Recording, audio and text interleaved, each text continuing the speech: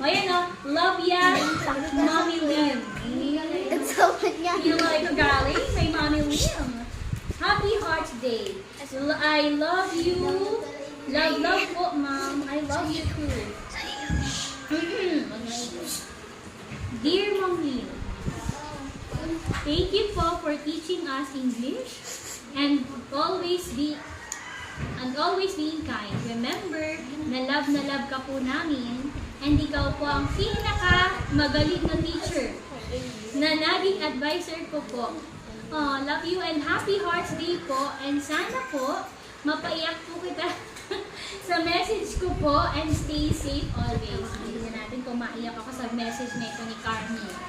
And healthy po, Ma'am. Huwag ka po papalipas ng pagkain. Oh, thank you. And you are my second mommy. And hindi po kita lilimutan. Love you po.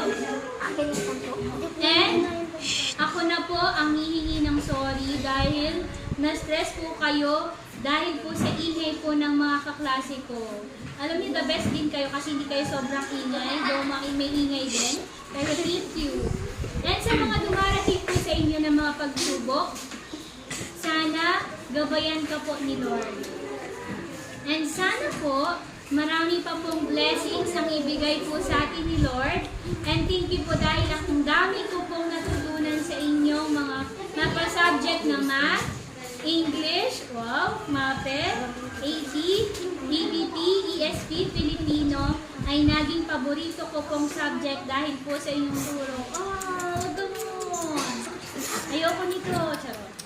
Very good. Inyong turo. And yun lang po. Happy Hearts Day po, Ma'am Min. Love ya. To Mommy, you deliver her from your daughter, Carmi. Mwah, mwah, mwah. Yeah, thank you so much.